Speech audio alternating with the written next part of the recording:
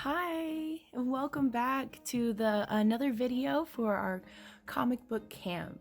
So this video is going to be focused kind of what was stated in the first video of creating the story and some of the basics. There's a lot more stuff to it, and there's all sorts of references in which I can kind of give you throughout the time of good explanations of how a story is developed and what works and what doesn't, things like that. But we'll kind of go over just some of the basics.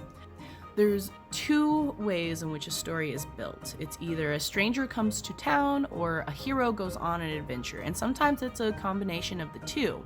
But regardless, the character that a story is centralized, or characters, it doesn't always have to be one, has to be pushed for some form of change. So a problem has to occur in which the characters need to solve, whether big or small. And then once they go through the journey to try to solve the problem, once the problem is solved, they come to the conclusion or ending of the story, or maybe ending of the arc if you have a longer story base.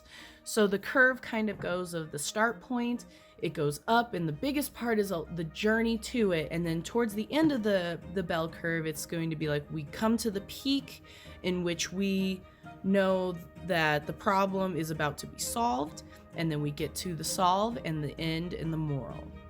And so those are things that usually a story is based around. It starts from a beginning, middle, and end. However, there's always exclusions from that. There's some stories will start in the middle and do a spiral around to kind of get to its conclusion. But regardless, the conclusions usually, and the understanding for both the creator and the audience, is at the end. Conclusion is at the end. Whereas you can play with more things, but that can get more complicated. I always suggest to my beginner comic book creators to have a beginning, middle, and end. So what you form with the character, the character's problem, how the problem will be solved, and the conclusion to that solving.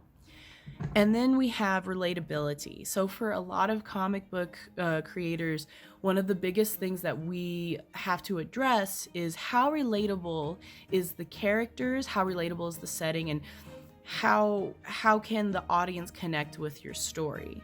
So when you're creating something like that, you want to have that audience wants to have that type of connection. So characters are very important, especially in comics, because that's what pushes your idea and your story.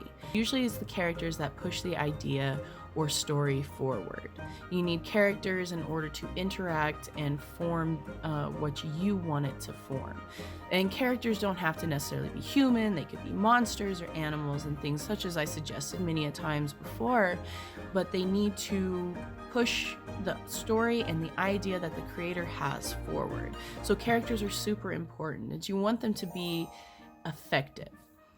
For the setting, you want the setting to complement the characters or match the point across that you're trying to get, because if you have characters set into a world that kind of clashes or takes away from the characters themselves, I'm sure there's outliers out there, but oftentimes more than not, it kind of puts a fray of the audience for what the creator was intending.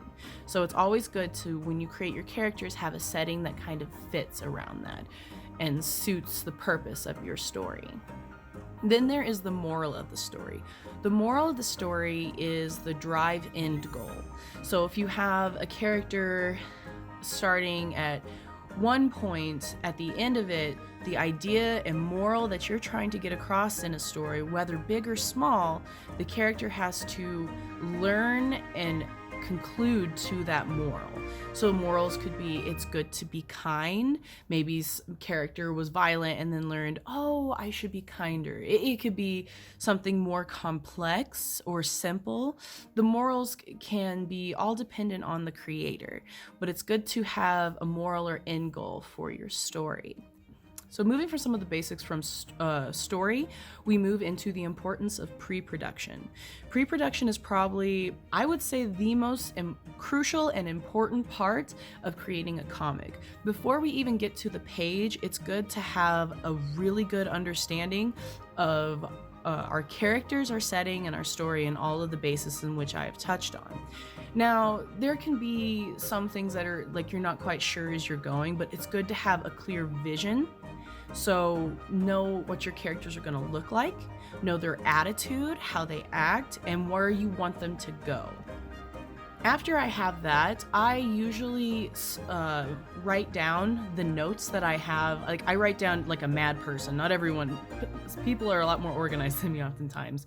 But I write like a mad person, the whole concept of the story, or just the generalized form of the story. Like, usually it's about a paragraph long. Sometimes it could be pages, but I try to condense it down to a paragraph so then I get a clear view of the central and most important part of the message. So those are just some suggestions to you if you want to push for more comic book creation. Those are some of my process. There's a lot more in depth, but I figured you should know like kind of the basics with that. And that concludes our second video. So I hope this helps, and if you have any further questions, feel free to email or text or however you need to get a hold of me, and I would love to help you further. All right, until next time. Bye.